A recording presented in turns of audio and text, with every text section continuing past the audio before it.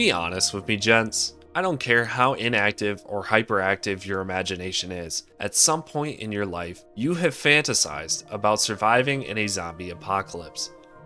Where would you bunker down? Who would be on your team? What is it in your life that you would strive every moment to protect? As a kid, before I'd set up my own personal arsenal, my plan was always to hit up the nearest gun shop, then hightail it to Home Depot. I'd build a network of bridges connecting all the top shelves to each other so I could traverse the facility safely, then set up living areas way up high where the zombies couldn't hope to reach my cohorts or myself. The gardening section would make a good starting point in growing food, and the forested areas surrounding the store would make for excellent game hunting ground.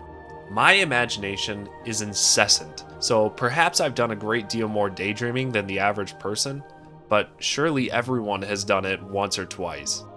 The entertainment industry has tapped into this wellspring of fantastical creative content across all mediums for decades. The Walking Dead, Lollipop Chainsaw, Warm Bodies, Pride and Prejudice and Zombies, Dying Light, The Last of Us, Zombieland Saga, World War Z, World War Z, World War Z, Cabaneri of the Iron Fortress, High School of the Dead. Actually, forget that one.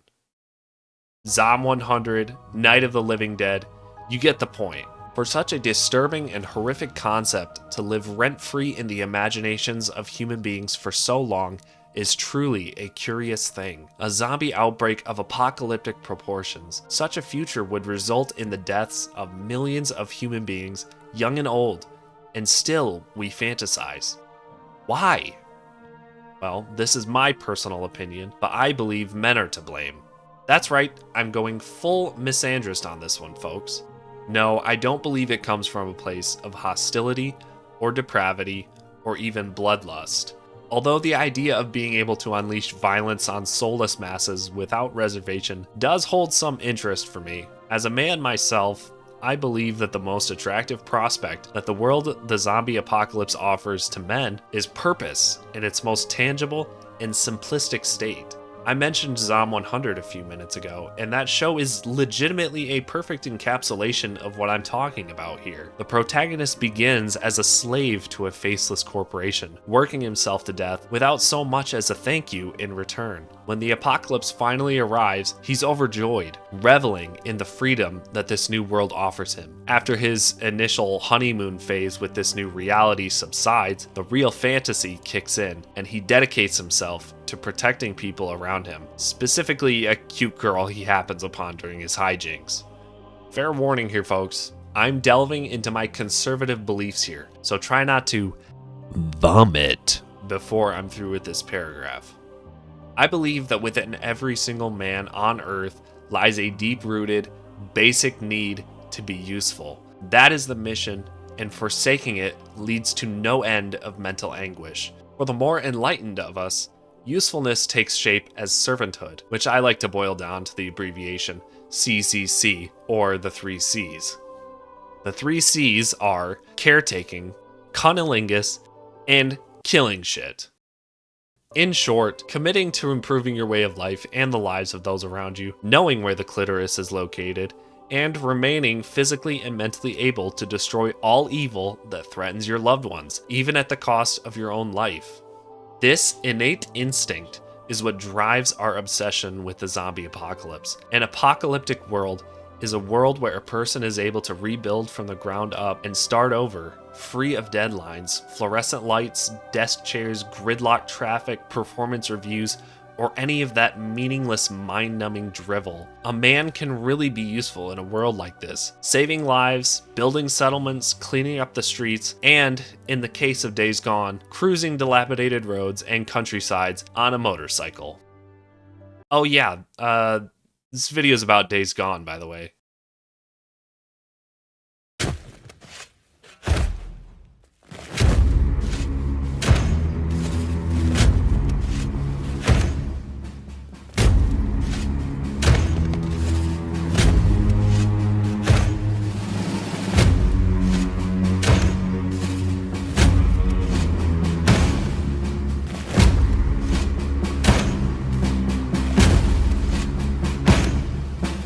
Couple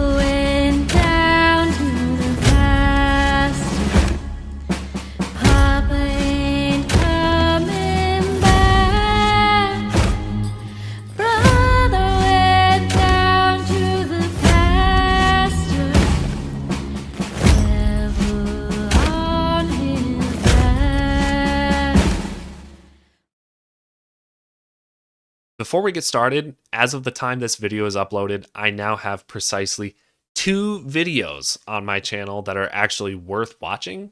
So if you like video essays, or perhaps you're a connoisseur of no-hit boss fights, challenge runs, or game music videos, do yourself a favor and hit that subscribe button so that the next banger video I release shows up in your feed too. Oh, while you're down there, maybe consider groping that like button. I'm a ridiculously small channel, and I'd appreciate all the help I can get in growing my army of devout servants. I mean, my fan base. The title of the video is really about as accurate as it gets. Days Gone is just simple Zombieland fun. You spend about 50 hours scavenging, killing bad guys, saving the weak, upgrading your gear, helping out settlements, and killing zombies. Lots and lots and lots of zombies. Before I start to delve into the real nitty-gritty, let's address the elephant in the room. This game is not super popular. Sure, it's an alright game now, but the original launch on PS4 back in 2019 basically guaranteed a swift death for the poor thing. The game was a complete mess at release. Terrible frame rate, quest softlocks, crashes, missing dialogue, texture loss, pop-in, horrific startup and load times, and many other technical issues plagued this game upon release. A few of these issues still being in the PC version of the game to this very day. My point is that this game had basically no chance, and perhaps not even the right, to stand next to juggernauts like God of War 2018, Uncharted 4, Ghost of Tsushima, or Marvel's Spider-Man in the PS4 exclusives roster, and its failings resulted in the situation we have today, where very little internet content exists for this game, and its legacy remains forever haunted by horrors of the past. And yet, there exists a cult of people that really like Days Gone, multiple friends of mine included. Of course, I had to try it for myself, and the experience was certainly an interesting one. In this video, I'll be discussing my opinions regarding the narrative and the gameplay. So grab your sawed-off double-barreled 12-gauge shotgun and your edgelord skull rings, sit back, and let's talk about Days Gone. I didn't have a choice, Mike. Oh, everybody's got a choice, Deke. Until they're dead. Big surprise! Days Gone is a zombie game. Pretty simple setup for our story's plot. Sketchy government lab bioweapon testing, worldwide viral contagion, collapse of civilization, the whole enchilada. Deacon St. John, our protagonist, lives out his days alongside his old biker gang pal Boozer, running errands for nearby settlements and working to clear out zombie infestations in order to earn money and supplies. The first half of the game covers Deacon's reunion with familiar faces at Iron Mike's camp, as well as his efforts to take down a growing cult of sadistic maniacs led by an old enemy from before the apocalypse. The second half of the game follows Deacon into the southern region of Oregon, where he's been led to believe that his deceased wife Sarah is actually riding out the apocalypse in cahoots with a makeshift army known as the Deschutes County Militia, or the Wizard Island Militia. Finding Sarah alive, Deke assists her in efforts to develop a vaccine for the zombie outbreak, though a tragic occurrence within the militia's ranks sends their entire world spiraling into chaos. Soon, Deke is forced to take up arms against the militia itself and its leader, Colonel Matthew Garrett, in order to rescue Sarah and bring a stop to a proposed genocidal holy war before it can begin. Look, there's no easy way to say this. The story of this game has some pretty serious issues, but we'll get to those in a second. First, let's talk about the things the story gets right. The embodiment of this game's strongest points really lies within the middle section of this game after you rejoin Iron Mike's camp and start to really interact with the people of that settlement in earnest. The world of Days Gone feels like a dangerous and depraved place, with maniacs and zombies lurking in every shadowy corner. And by placing the player into the shoes of someone as effective as Deacon, it allows us to live out the fantasy of being a true hero mowing down legions of enemies to protect the people close to us. When all is said and done, that's truly what the story of Days Gone is all about. It's about putting your foot down and refusing to let the people you care about fall into harm's way. It's about fighting tooth and nail to bring about a better world for the people who can't fight anymore. And it's about being willing to grit your teeth and put it all on the line for your loved ones. There are many moments in this game with multiple characters that allow us to tap into this theme. Unfortunately, despite the universally applicable themes and overall high levels of potential, the story of Days Gone suffers from a few chronic issues that critically negate the emotional efficacy of the game's narrative. The first glaring issue is the one that a good portion of the game's community warns all newcomers about: the first 10 hours of the game. These hours are an absolute slog, partly because of a painfully tedious hand-holding approach to tutorial design, and partly because for this entire portion of the game, very few, if any, of the conversations that take place actually contain interesting discussion. The game spends far too much time sending the player to random places, killing random people, or gathering supplies, and far too little time endearing us to its characters. We spend the first few missions with Boozer until he's injured, and after that, literally all he does is sit in the tower talking to us on the radio and crafting things here and there. This issue is compounded if you have the audacity to attempt some free roaming, as much of the game's challenges are nigh impossible to surmount without equipment gained by completing story missions. For me, dialogue is critically important to how much I can endear myself to a character, as well as how authentic that character feels. And this beginning portion of the game is painfully devoid of anything close to what I would consider engaging conversation. The heart of writing good dialogue is meaningful conflict or quirkiness, and although not every conversation requires these things, it's expected that the first 10 hours of a game's play loop would have some mixture of these two qualities in at least a few of its cutscenes. Unfortunately, there's no ticking timer, no big bad guy, no witty dialogue, and no realistic conflict until pretty much the 11th hour, where we finally return to Iron Mike's camp. The second glaring issue is the protagonist himself, Deacon. On the surface, he may appear to be a great character, flawed but strong, on a journey to become a more bold and more caring person. Despite what impressions of him might lead you to believe, above all, Deacon as a character is puzzlingly inconsistent. His morality is all over the place. Take this moment when we first meet Ricky and Addie in Lost Lake. Deke's sneaking in to steal the meds for Boozer's arm, and when he's discovered by Ricky, he pulls a gun on her and keeps it pointed at her for a disturbingly long amount of time. Like, what actually was his potential thought process here? Was he really going to murder both Ricky and Addie and possibly even more of the camp's members before even attempting to explain himself? He spent months on the road with Ricky together with Boozer, so he knows how good of a person she is, as well as Iron Mike. Surely he knows that they would most likely just give him the meds that he needs without much issue. In fact, after Deke is discovered, that's exactly what they do. Addie takes Boozer into her care and nurses him back to health without hesitation. Minutes after Deke's standoff with Ricky and Addie, Deke also pulls a gun on Schizo right in front of Iron Mike over some petty insults. Keep in mind, this is our first time meeting Schizo, and as far as we know, he's nothing more than your run-of-the-mill asshole. In a flashback, to our horror, we can even see Deacon point his gun directly at Sarah's ovaries. Jokes aside, when this scene came up, I was far too distracted by how many times Deke flags Sarah with the barrel of the gun to pay attention to any of the conversation going on.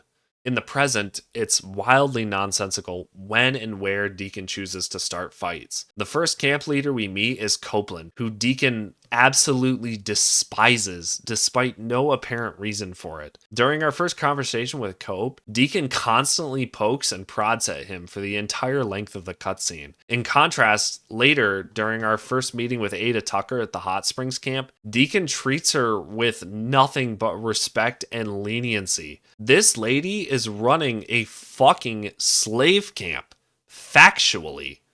She has the members of her camp digging through lava rock all day at gunpoint, with no explanation for what project she is hoping to accomplish. If it's for agricultural renovations, it'd be far easier and more humane to move the camp to a more fertile plot of land. Hell, they've already got some crops going already, and Ada regularly offers food to Deke in exchange for his services, so clearly the project is not necessary. How would you expect a morally upright individual to interact with a person of such standing?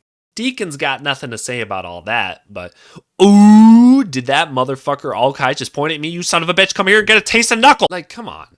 Good people don't behave like this. This problem returns later on when Deacon seems horrified by the Colonel's plan for a holy war, even though he's spent pretty much the last 40 hours of the game wiping out more people than you can even count. You can argue that discernment of guilt is a significant factor in the validity of Deacon's killings, but when we're talking about hundreds upon hundreds of human beings, infected or otherwise, the argument starts to lose its footing. I am a bit of a completionist, so I cleared out the entire northern portion of the map before moving into the second half of the game. This meant that by the time the Colonel's Holy War became a topic of discussion, all I could think was, bro, there is literally no one left to kill up there except stray zombies. Of course, the implication is that Deke's affiliate camps, such as Lost Lake, would be at risk, but the Colonel's character, as we understand it, isn't someone who would knowingly wipe out an entire camp of good people for no reason. A few of these things can be explained away by saying that Deacon comes across as an asshole early on because of his character arc, but I argue that Deacon is basically the same person at the beginning and end of the game, except a bit more talkative. His early game interactions make no sense because we're stepping into his shoes during a middle ground where he's already affiliated with all the people that we meet. He's shown to be a very caring person through our interactions with Boozer, Lisa, and at Sarah's grave, and still he chooses to be an asshole to people he should not be an asshole to. I think it's also worth noting that while the end of the game sees Deacon starting his own camp using the leftovers from Lost Lake and Wizard Island, Tucker's slave camp isn't brought up in any of the endgame missions, even though this version of Deke should be hightailing his way over there to dish out some harsh language. The third big issue is the game's plot holes and inconsistencies. Although others exist, for the sake of keeping the negativity to a minimum, I'll simply discuss the one that felt the most severe in my opinion. As you may already know, Boozer, quote-unquote, dies just before Deke's final confrontation with the Colonel and his soldiers by blowing open the malicious front gate. After the battle is over, the first person that Deke talks to is Ricky, and she asks where Boozer is, indicating that she hasn't seen him at all for the duration of the fight. After that cutscene, the game fades to black and then starts a new cutscene where immediately Boozer waltzes up to Deke, and the two men share a joyful reunion, with the game completely ignoring the fact that Boozer may have just intentionally flaked out on the entire fight. We know he wasn't knocked unconscious because he tells Deke that he felt the blast from the truck 10 feet underwater. So what exactly has he been doing this entire time? Making sandcastles? Blowing bubbles? If the dev team couldn't figure out how to add him into the final mission, they should have at least had the decency to give him an honorable end. Don't pull this wishy-washy death fake-out shit where he conveniently disappears for 30 minutes, then magically reappears after all the fighting is over. I mean, this man made the effort to deliver an entire goodbye speech while the truck was hurtling towards the gate, right before the two of them split up. That's a scene that's fully motion captured and voice acted, and they threw it away last minute for no reason. It's highly suspicious, it makes little to no sense, and the only thing I felt when finding out that Boozer was still alive is that the game had played a cheap and lazy trick on me. If the dev team wanted to keep Boozer alive for whatever reason, they needed to make sure he was accounted for in some way during this time. He should have been fighting alongside Ricky, he should have been fighting alongside us, or he should have been unconscious in some way. If he's going to be alive at all, don't put in the whole goodbye speech. It feels like such a waste of time. This plot hole provides some critical insight into what I believe is truly the story's greatest failure, which is the fourth and final big issue I'll be discussing in this video.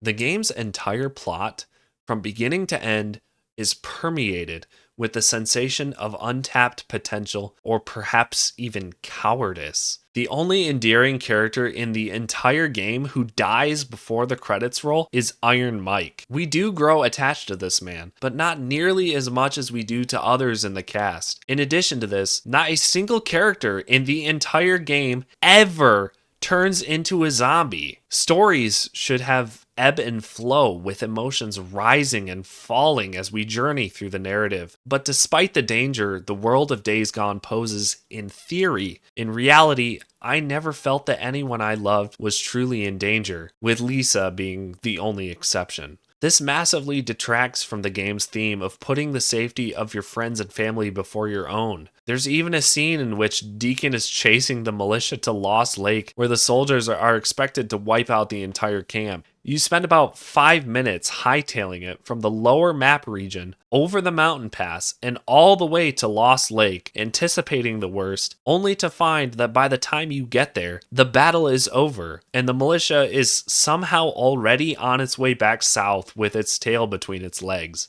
More than anything else in the story, the thing I was itching for the most was some genuine, well-cooked, climactically delivered, emotional payoff.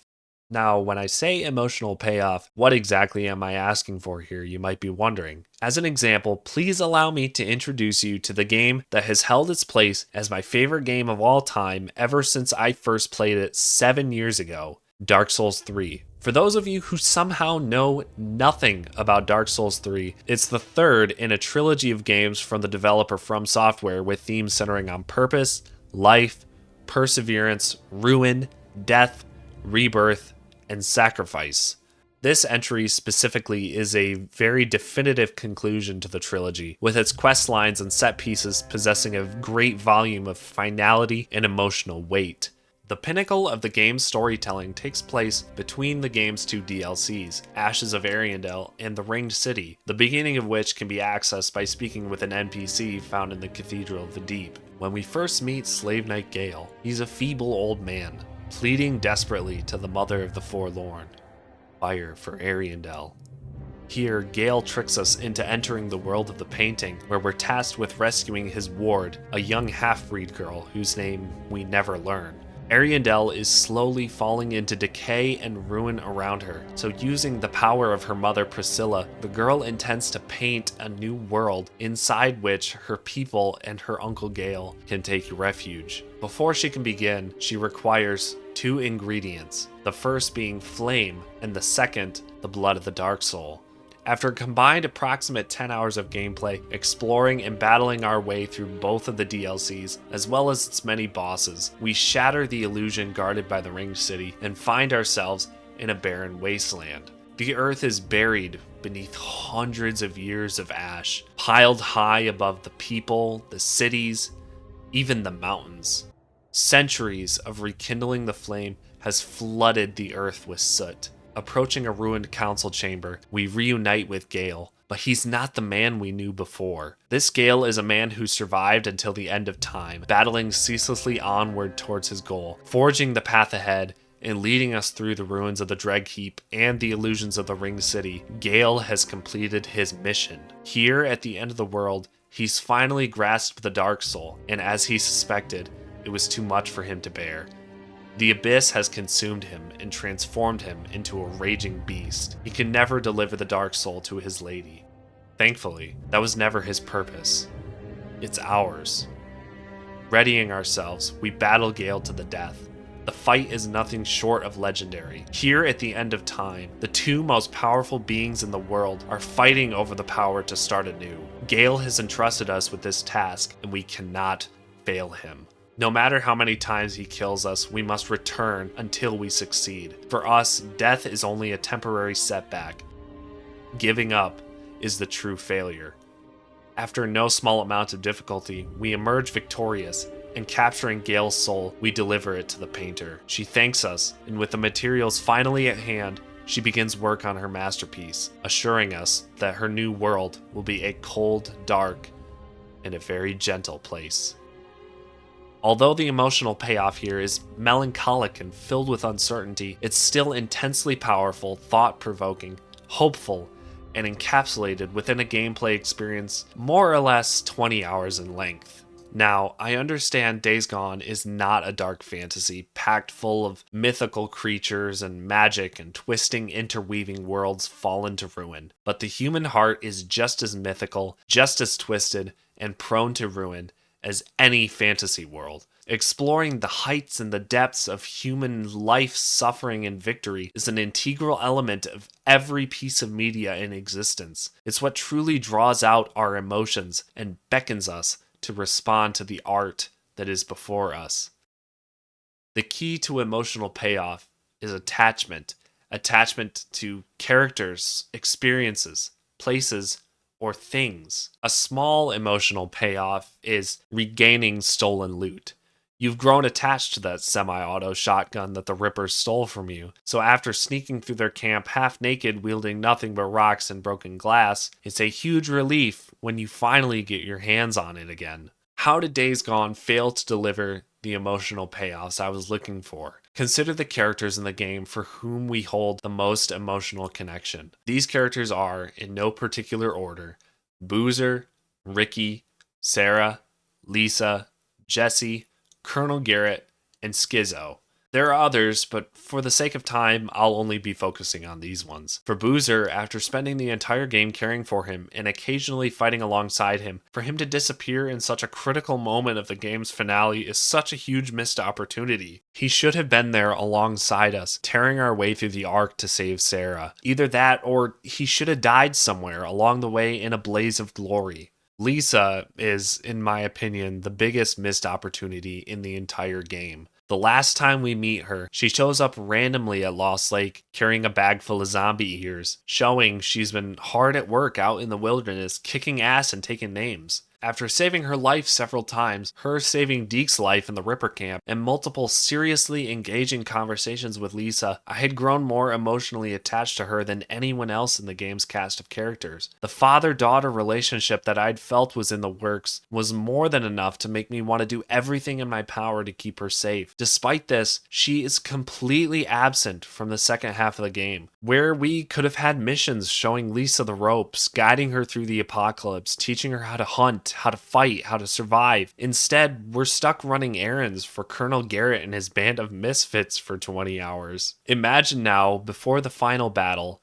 if instead of Alkai showing up and pledging his gun to our cause, it's Lisa, and instead of Deke battling through the camp and the Ark alone, he's got Boozer on his right hand and Lisa on his left. Would that not have felt simply 100 times more fulfilling? Now, when encountering Skizzo within the Ark for a final showdown, after everything that he's done and all the distaste for him that the player has developed since first meeting him, instead of a 30-second cutscene where Deacon and Skizzo tussle for a bit, then Deke slits his throat, perhaps Skizzo could kill Boozer or Lisa, making his death infinitely more hot-blooded and emotionally raw. Or maybe they could have just gone the more satisfactory route and let the three of them juggle the prick like a Jujutsu Kaisen villain until he was a bloody mess on the ground. That would have been awesome too.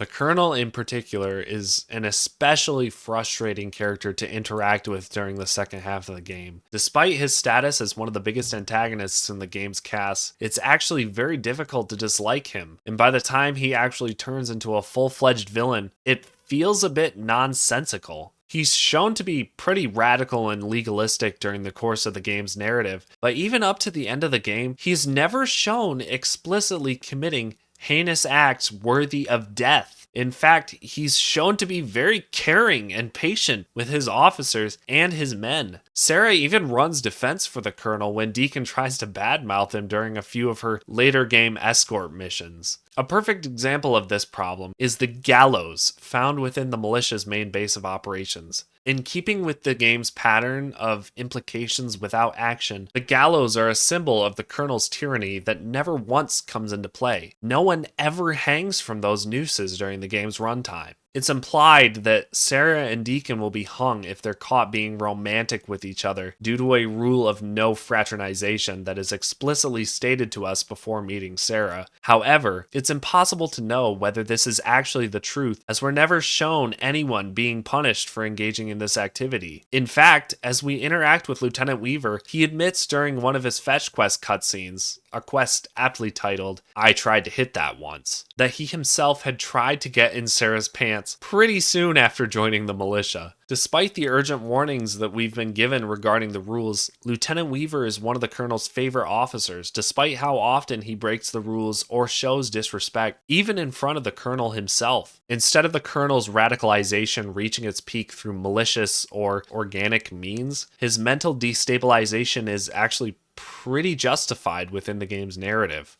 Okay, this is the part of the video where I lose most of the Days Gone fan base with my ramblings. I've scoured the internet for the community's impression of the Colonel as a character, and by far the most intriguing discussion that I've encountered is one that centers on the heart of Colonel Garrett as a character regarding his morality and his goals. Early on in the game's second act, the Colonel introduces us to the militia's one and only doctor, Arturo Jimenez.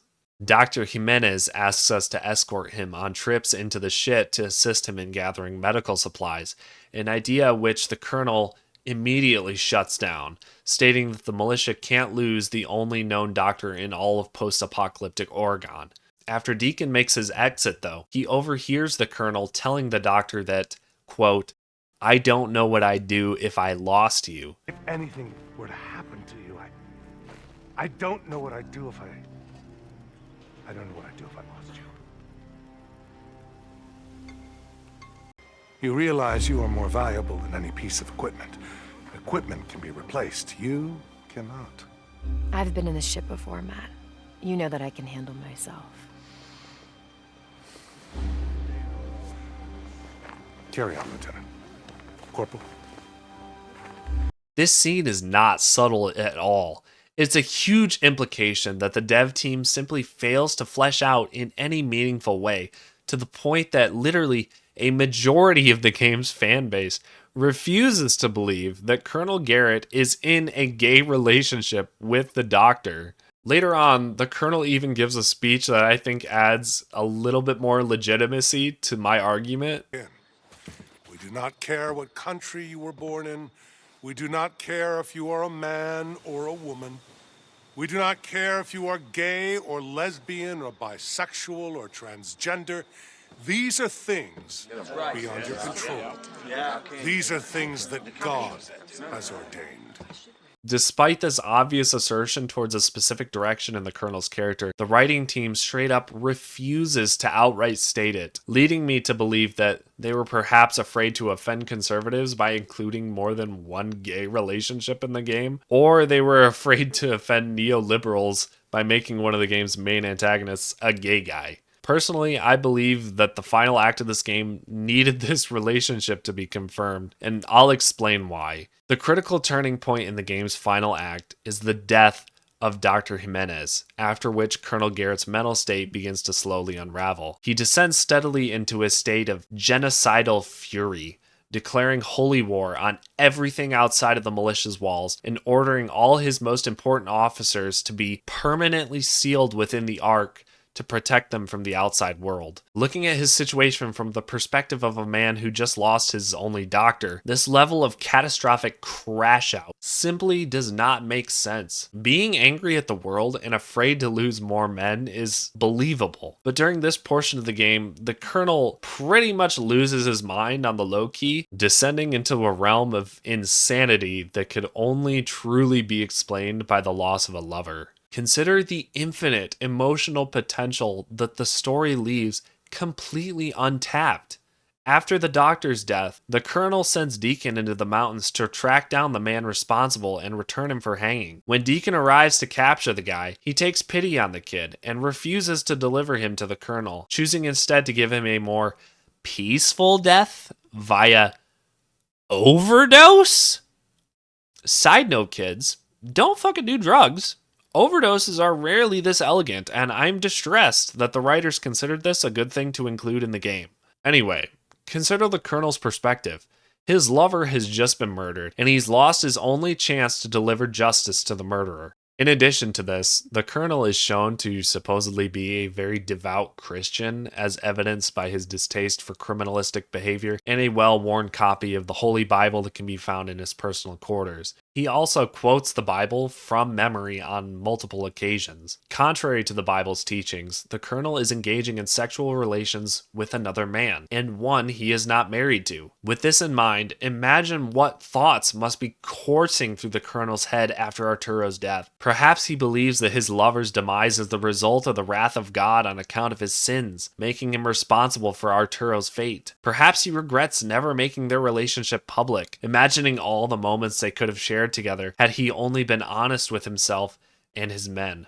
Perhaps he even regrets entering into the relationship in the first place, and he feels guilty for having committed an abominable sin against God. These are all emotions and thoughts that could have provided moral ambiguity to the Colonel's actions had they only been touched on or discussed for even an inkling during the game's final act. Alas, the devs had nothing to offer, which leads me to the Colonel's final moments in the game. Imagine if, instead of a lame exchange of insults, during the tea party with the Colonel, Deke confronts the man about the doctor, forcing the Colonel to come to grips with the loss of his partner. Through this exchange, Deke could appeal to the man's humanity and help him see the error of his ways, possibly bring him back from his delirium. At this point in the game, the only real evil act the Colonel has actually fully committed is sending his men to attack Lost Lake, which can actually be attributed to Schizo's poisonous influence during the Colonel's weakened mental state. In this moment, the Colonel has Sarah at gunpoint, and he and Deacon share a brief exchange before the Colonel succumbs to Sarah's deadly tea concoction. During this conversation, nothing, and I mean nothing, of importance is conveyed between the Colonel and Deacon. The Colonel comes across as a rambling maniac that's been defeated and has given up on the world, and all Deacon offers in return for the entirety of the cutscene is petty insults. He doesn't appeal to the Colonel's humanity, he doesn't explain how the Colonel has strayed from his path, and he doesn't a single time mention Dr. Jimenez, despite that character's vital importance in facilitating this occurrence. He can't do those things because the writers didn't want to do those things. And what we're left with is probably one of the most disappointing final boss fights, if you could call it that, in the history of video games. Instead of an engaging moral clash, instead of a well-designed boss fight, and instead of a cool moment where Deacon can stand next to Lisa and Boozer and face down a menacing foe to save his wife, instead, all we get is a short cutscene where Deacon and the Colonel hiss at each other, and then the Colonel is comedically poisoned to death without so much as a single fist flying. This final confrontation was a catastrophic fumble that really deprives the game's ending with the emotional substance that it deserved. And in truth, the emotional substance that the writers themselves could have easily facilitated if only they'd had the balls to do so. On top of this, the scene that takes place immediately after is the one where Boozer shows up out of nowhere. So I hope you can understand why I felt so much frustration at this point in the game. To be entirely fair to Days Gone, a majority of the story's shortcomings appear during its second half, and I've seen multiple posts on Reddit from users complaining that this portion of the story is very debilitating, for many different reasons, with the crux of the issue being that the game forces you to abandon all the characters you've grown attached to for up to 20 hours in exchange for people that we really don't care about, with Sarah being the only exception. Okay.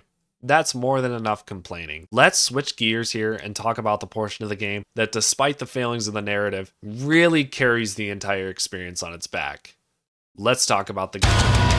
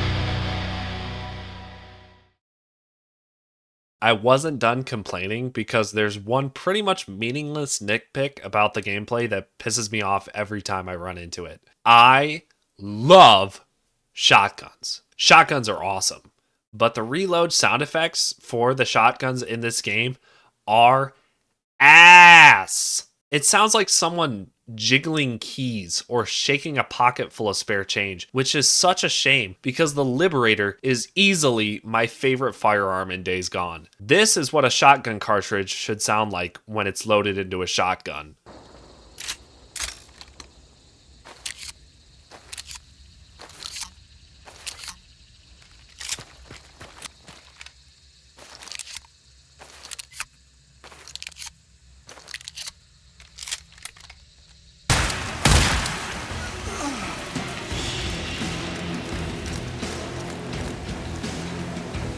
Anyway, aside from nitpicks, I truly felt from the bottom of my heart that the gameplay in general was really quite phenomenal. And for me, the most enjoyable portion of the game was cleaning up the map after finishing the story. Firstly, the traversal. There's no real movement in this game, although I did pretty quickly discover that if you slide off a ledge, you can go flying through the air, which did make my brain a little bit happy. Aside from that, the movement is pretty tight and polished. You can vault over low objects, mantle larger objects, slide and dodge roll, although rolling doesn't give you invincibility frames like it does in Souls-likes. Overall, it's a simple and pretty realistic representation of lifelike movement, and it all feels very responsive and smooth. In addition to the on-foot mechanics, a huge portion of the game's identity can be attributed to the biker gang aesthetic, so you can be expected to spend a good majority of the game riding around on the open roads atop your iron steed. You can upgrade your bike at most of the game's camps in order to enable higher top speeds, greater fuel capacity, more potent turbo, and greater durability in the bike's frame. The map is pretty well crafted to make riding the bike feel interesting and fun, with plenty of dirt paths, winding roads, hills, cliffs, and structures to weave between and through. Although I wish the map had more potential for stunt riding, like massive jumps and steep rounded hillsides, the map in its current state already hosts a pretty good amount of potential for shenanigans. I spent a few hours the other day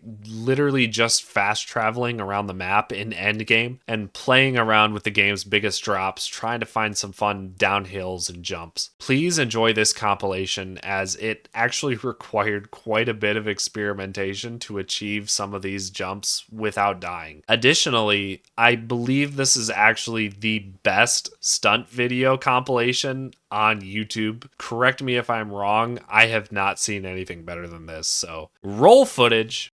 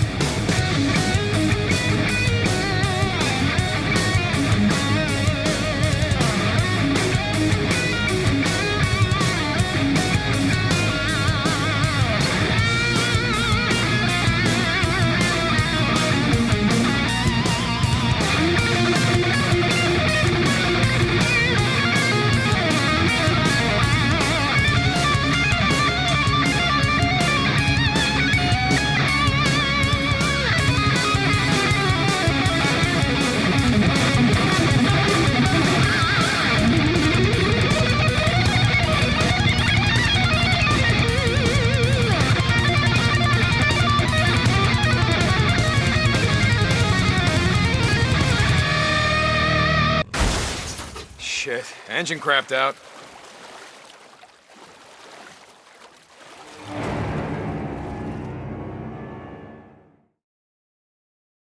As for the gunplay, holy smokes am I impressed. The equipment progression in Days Gone feels amazing. You start off weak, struggling to take on a dozen or so enemies at once, but as you play the game and build trust with certain camps, you gain access to more weapons, each more powerful than the last. This felt like a perfectly natural progression, as it makes sense that settlements would be hesitant to sell insanely powerful guns to someone they didn't know very well. I spent most of the early game rocking the crossbow, which is actually one of the best weapons in the entire game overall. Despite relatively low damage and slow reload times, the best thing going for the crossbow is its accuracy, as most of the early game guns are somewhat reliable when it comes to bullet tracking. For the middle half of the game, I ended up running the M14 and little stubby combo with the mid-level sniper rifle or crossbow as my special weapon. The M14 always felt really reliable and responsive when it comes to feedback and output. One of the things that really blew me away about the game in general is just how punchy and powerful the guns feel and sound. The recoil, muzzle flashes, and sound effects are all really damn good. I hate when a game or a movie featuring lots of guns makes them sound like pea shooters or marshmallow launchers, when in reality, gun discharges always have a very loud and a crunchy kind of popping sound to them. In addition to the initial sound of the gun itself, listen to the sound the pellets make when a round of buckshot hits a metallic surface.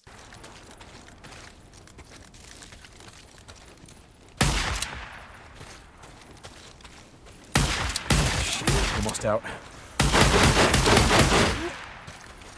Oh my gosh, it's music to my ears. Regarding the gunfighting mechanics themselves, one of my favorite aspects of the combat is how fast-paced and dynamic it is. You can swap shoulders on the fly to peek around different corners, slide or roll between cover to minimize damage, reload and heal simultaneously, and you can swap between melee and gun combat instantaneously with a single button press, allowing you to perform these awesome John Wick adjacent combos where you stun a charging enemy with a melee strike, then finish him off with a slug to the chest or a crispy headshot with your sidearm. Speaking of, the game has a pretty large arsenal of craftable melee weapons, from spiked bats to bats with saw blades, sledgehammers, lawnmower blade machetes, the list goes on. Unfortunately, despite the many variations and the exceptional supply of materials to make and repair these weapons, melee never felt like a standalone method for taking down enemies, as even the most material-intensive melee weapons still fall short in combat against multiple enemies, whilst even the early game guns are able to handle most situations with headshots from a safe distance. This issue compounds in late game where you're facing tankier enemies in much greater numbers, forcing melee into a position where using it is never an effective strategy.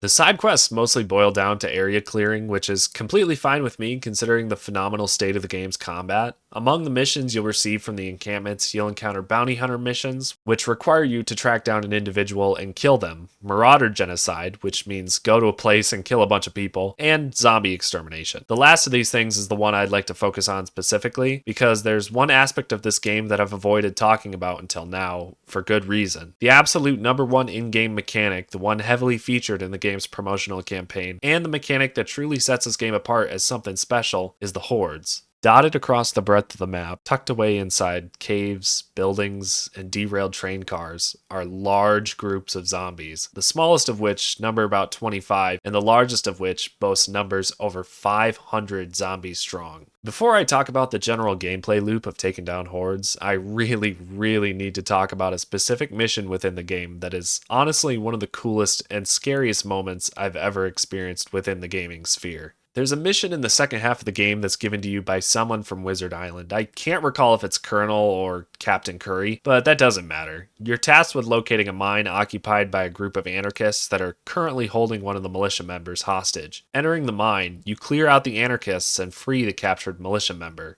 Before you have a chance to even turn back towards the door, 300 shrieking zombies begin pouring out of the ceiling and chasing you through the mine. In the dimly lit, damp, and cramped stone corridors of the mine, you're forced to flee from the horde, tossing Molotovs and explosives behind you to slow down the swarming mob while you desperately search for the exit.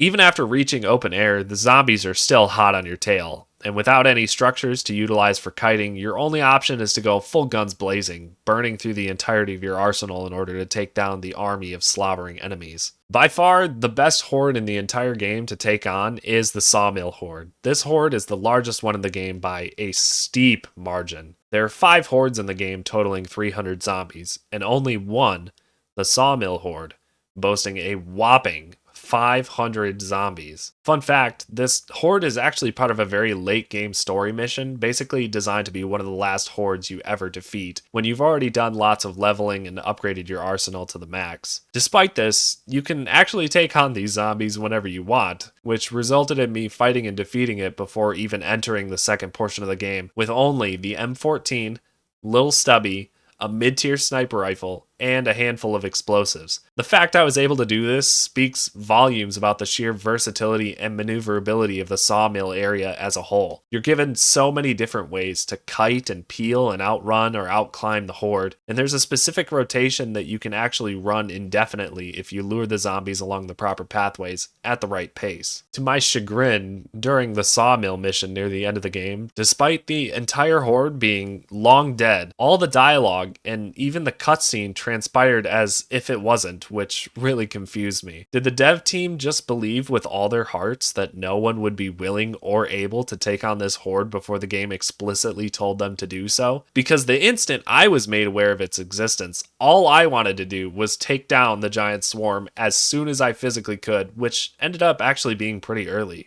I'm sure I'm not the first person to ever do this, nor will I be the last, so changing the dialogue and cutscene a little bit to actually detect and respond to the state of the horde would work wonders towards making this mission better. Instead of being rewarded for my grit and determination with special dialogue, the game essentially ignored all my efforts and pretended that it never happened, which honestly kind of offended me. I'll admit it, I'm not above getting petty in these kinds of situations. Yeah, Ricky. Boozer just told me you're heading to the old sawmill. Yeah, and Boozer has a big mouth. He is head of security. He has to tell me. You remember when I took you to the sawmill, right? You remember me showing you the horde that lives there? Oh, yeah, I remember. The really big horde that lives, sleeps, and eats there. Yeah, like I said, I remember. Look, Ricky, when I was with the militia, we created a sort of souped-up Molotov. A souped-up Molotov. Yeah, it's like napalm. Anyway, trust me, I got this. Need you, Deke, alive. Ricky, just fine. You don't gotta worry about me no more, okay? I know what I'm doing. Ricky? Yeah. I'm, just lighting some candles. Okay. And in this case, some big goddamn Molotovs, but you know, you get the idea. Yeah, okay. Beacon out.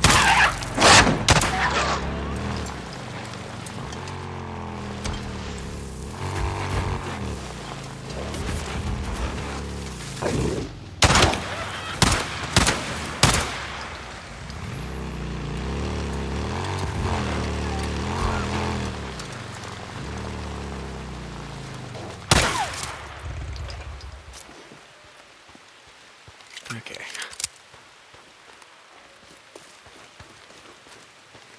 All right, brother, you're killing me. Where are you getting the creosote? Just like driving that dump truck around.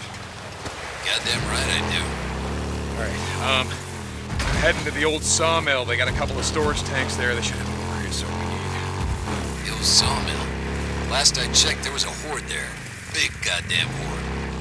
Yeah, I'm pretty sure I knew that. What, you still got a death wish? I mean, even after finding your old lady, Deke, we're gonna get her back. Boozman, no, I don't. Look, I can handle this. Just be ready. I'll radio when it's clear to bring your rig in. Deacon out.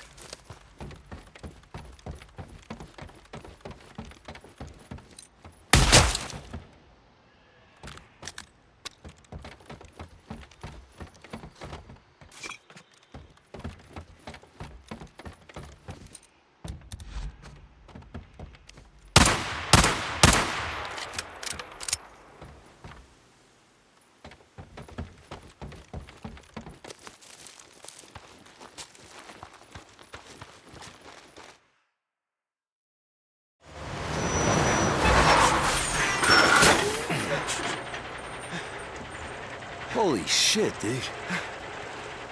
Looks like I missed all the fun. Yeah. Next time, I drive the truck. You fight the freakers. Yeah, brother.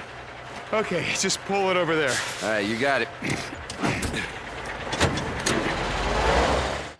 Aside from the Sawmill Horde, there are over 40 hordes in total for you to defeat throughout different stages of the game. This Reddit post by dmarlow310 covers all the hordes and their numbers, including mission hordes like the Sawmill and Anarchist Mine hordes. I mentioned earlier that cleaning up the map after completing the main quest was my favorite portion of the game, and a huge contributor to that feeling was the hordes. My entire endgame experience basically just boiled down to me cruising around the map on my bike, armed to the teeth with the most powerful firearms in the game, absolutely beaming entire swaths of zombies almost without breaking a sweat. Due to the number of different weapons and tools at your disposal, as well as the diversity in map design, every horde feels a little bit different, and there's always more than one method that you can use to take on the swarms. Regardless of your arsenal, none of the hordes can be taken down without thought or effort due to the way that Ben designed their AI to function. Except for this horde at Riverflow Farms that for some reason just spontaneously imploded when I climbed into a place where the zombies could not reach me. I honestly have no fucking idea what caused this to happen, but if this can be replicated, then hell yeah! I just found an insane exploit.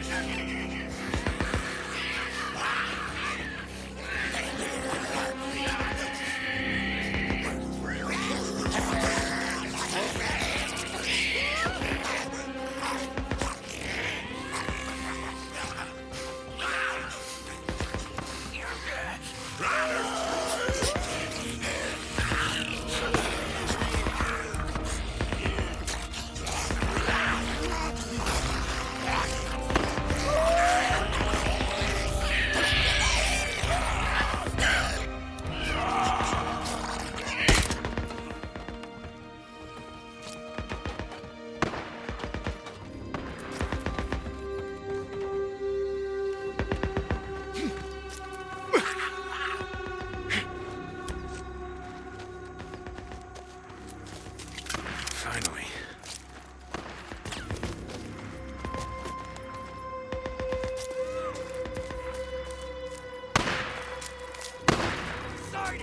Marauders. Oh, goddammit, can't let them see me. Moving up! I need cover and fire!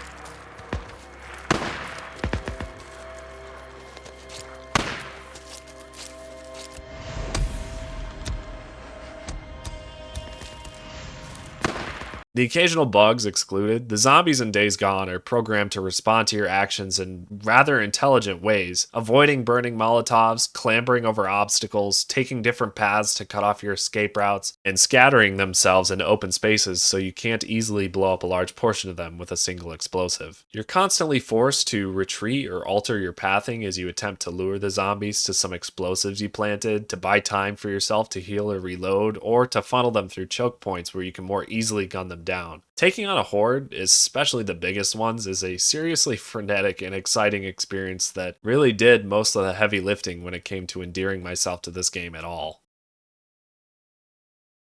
At the end of the day, is Days Gone a good game?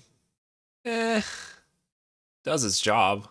It's not a masterpiece in my opinion, but it's got just enough heart and fun to justify its existence. People who like guns, motorcycles, and zombies will adore this game. With the release of the remastered edition as well as some new content, more people than ever will be returning to this game to experience it for themselves. Despite the director's exit and a few articles reporting that Sony is not interested in pursuing development of Days Gone 2, a large portion of the community continues to hold out hope that in the wake of the remaster, if they show enough support, further ventures into this universe may come to fruition. Personally, considering the absolute dog water state of the remaster, I have a feeling that Sony is really just trying to squeeze the Days Gone IP for a little bit more cold hard currency before laying it to rest.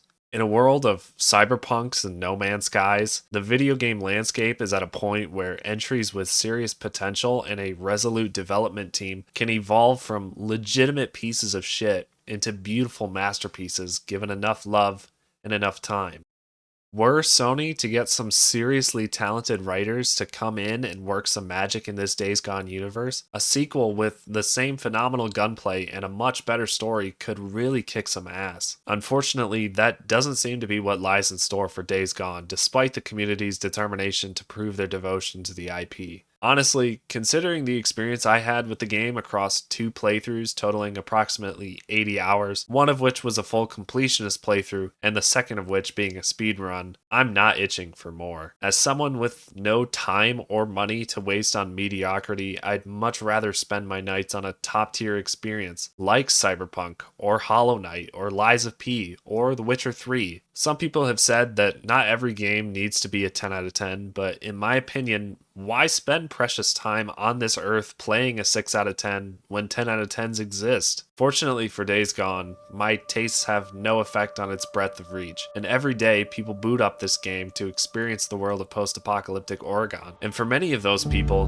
Days Gone is a 10 out of 10. To those people, I wish you the best, and from the bottom of my heart, I hope a miracle happens and a sequel sees the light of day. As for me, I'm uninstalling this bad boy for good.